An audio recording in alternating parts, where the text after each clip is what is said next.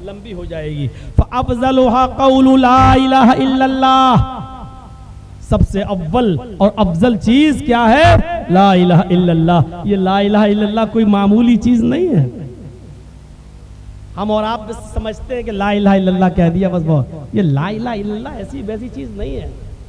ला इलाहा इल्लल्लाह को समझना चाहते हो तो सुनो, सुनो, नूह का बेटा जहन्नम में,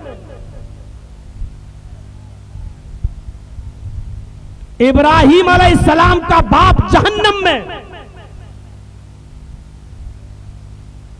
लूत अलैहिस्सलाम की बीवी जहन्नम में, मोहम्मदुर रसूलुल्लाह के चचा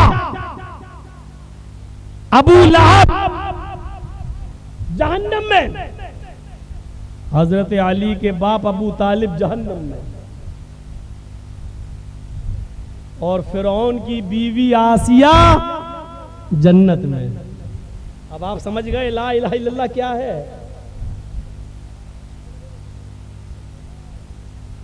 ये देखिए, सर पे खड़े होकर हिम्मत देखिए, इतना सुनने के बाद ये हाल है। कोई चीज सुनते बहुत टेढ़ी होती है ना, और 12 साल क्या 100 साल भी अगर उसको सीधा करने के लिए नल के पाइप में या कहीं रख दो और 100 साल के बाद भी निकालो तो कैसी निकलती है वो? टेढ़ी। क्या चीज होती है नाम नहीं लूंगा वरना ये बुरा मान जाएंगे। हम बताएंगे नहीं कि वो क्या चीज होती है। और आप तो माशाल्लाह समझदार हैं ही, समझ गए होंगे। आप 100 साल के बाद भी उसको निकालोगे तो वो टेढ़ी ही निकलेगी, सीधी नहीं हो सकती। जर्जी साहब, आप किसको सीधा कर रहे हो जो कभी सीधी हो ही नहीं सकती? औरत को सीधा कर दोगे हो जाएगी सीधी? अरे आदम की पिसली से पैदा हुई, अल्लाह के नबी फरमाते पिसली टेढ़ी होती है, सीधा करोगे तो टूट जाएगी लेकिन सीधी नहीं होगी। ऐसे ही एक चीज होती है दुम, और किसकी दुम हम नहीं चाहते कि नाम लेकर आपको कुछ कहें। अब भी अगर नहीं माने तो इससे भी खतरनाक मिसाल दूंगा। एहसास तो पैदा होना चाहिए। अरे कुरान मिसालें देता है भाई, कितनी जगह कुरान ने मिसालें दी हैं। उलाइका कल अनआम बल हुम अज़ल, ये लोग चौपाइयों की तरह, दरिंदों की तरह हैं, ये लोग 4 पैर वाले जानवरों की तरह हैं। बल हुम अज़ल, बल्कि उनसे भी ज्यादा गए गुजरे। कुरान ने कई मर्तबा मिसालें दी हैं। और 4 पैर वाले जानवरों में कुत्ता ही नहीं होता, सूअर भी होता है। 4 पैर वाले जानवर में कुत्ता ही नहीं होता, सूअर भी होता है। जब अल्लाह इंसानों की मिसाल गधे, कुत्ते और सूअरों से दे रहा है तो अगर मौलवी जर्जीस अगर मिसाल दे देगा तो कौन सी जमीन फट जाएगी और आसमान टूट पड़ेगा? मेरे भाइयों, अभी दी नहीं है, लेकिन मुझे मौका मत दीजिए कि वो मिसाल दें। इसको थप्पड़ मारो दो।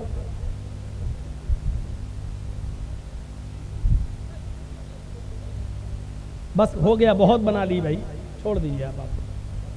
तो मेरे भाइयों सुनिए, और क्या कह रहा था? नूह अलैहिस्सलाम का बेटा कहां? जहन्नम में।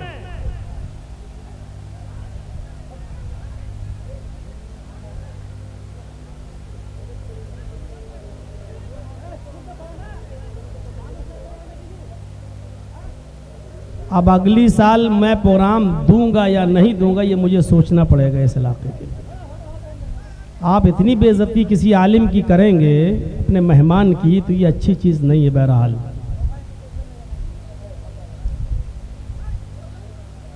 10-10 लाख की भीड़ में हमने तकरीर की है, कूलर तक की आवाज नहीं आती है। अफसोस है। नूह अलैहिस्सलाम का बेटा कहां? जहन्नम में।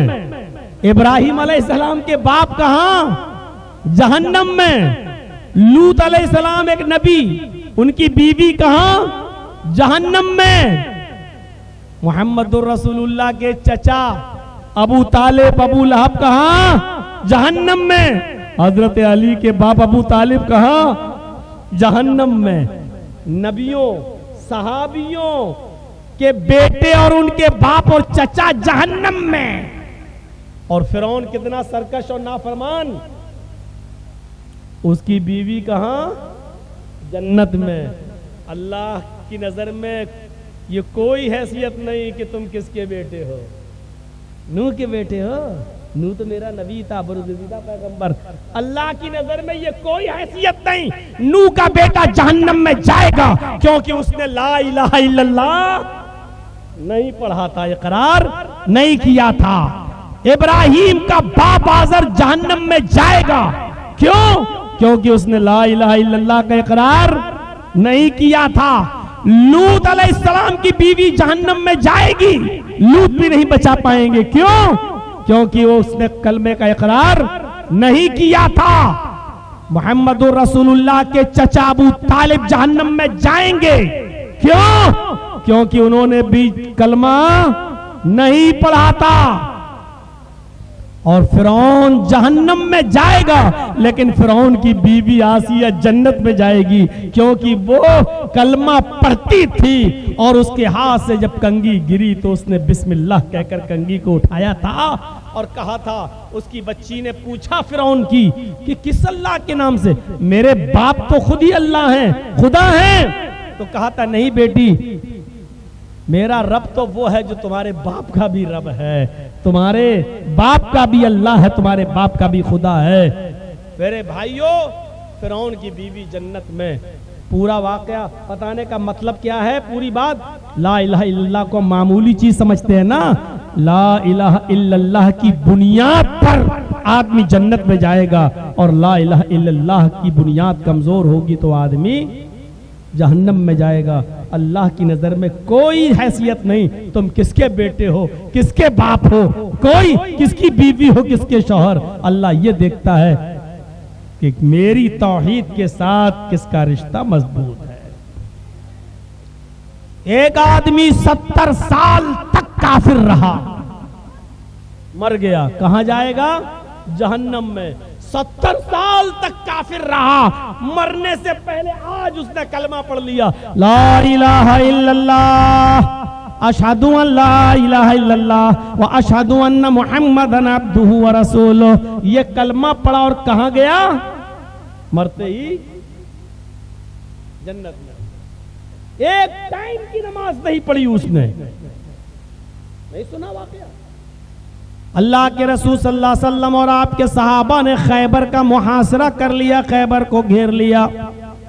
खैबर में रहने वाला एक चरवाहा बकरियों को चरा रहा था। शाम को वो बकरियां लेकर आया, उसने देखा खैबर का मुहासरा कर लिया गया है। एक तरफ खैमा पड़ा हुआ है, उसमें कोई आराम कर रहा है। उसने सहाबा से पूछा किस खैमे में कौन है?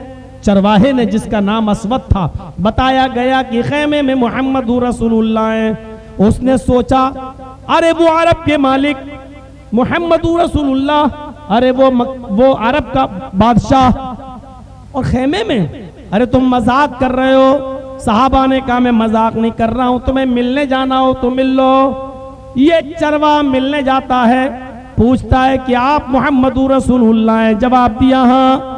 फरमाया आपकी दावत क्या है? फरमाया मेरी दावत यह है कि एक अल्लाह की इबादत करो, मदद उसी से मांगो, उसी के सामने सर झुकाओ, वही हमारा माबूद है, जो कुछ भी मांगना है उसी से मांगा जाए।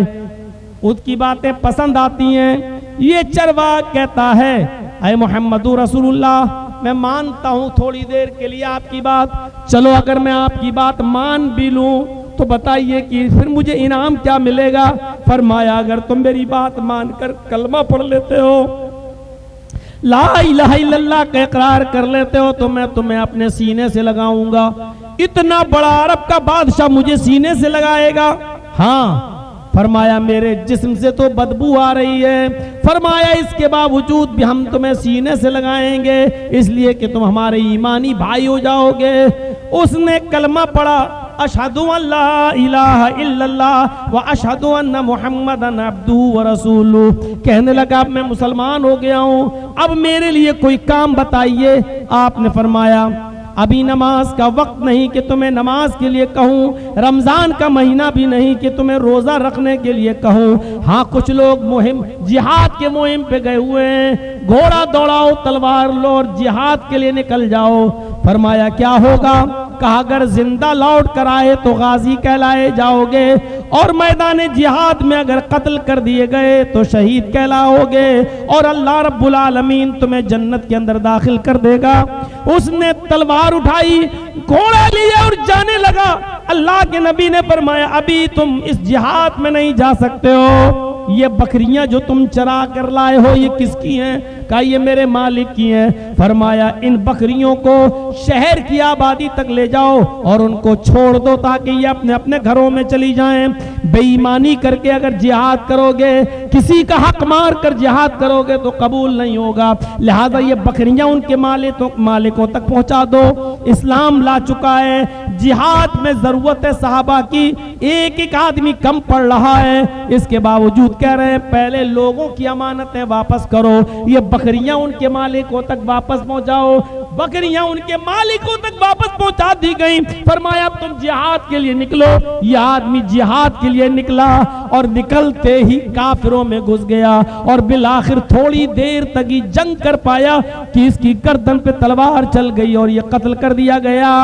ये असवद नामी शख्स मार डाला गया, इसकी गर्दन पर तलवार चल गई और ये शहीद हो गया।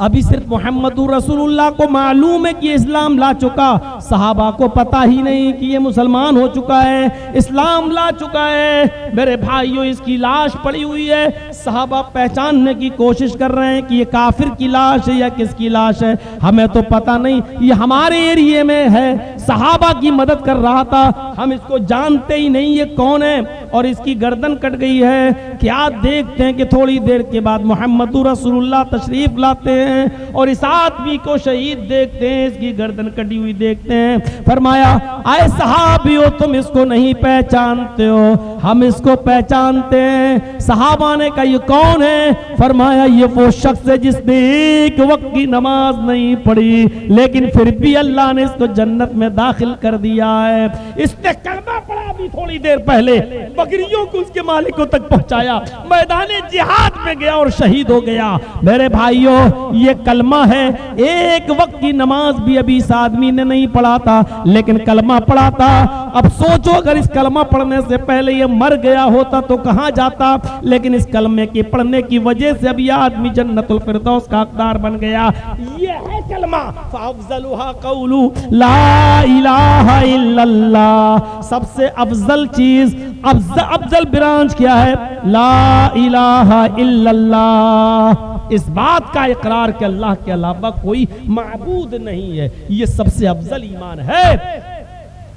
कहना नहीं, दिल से भी मानना।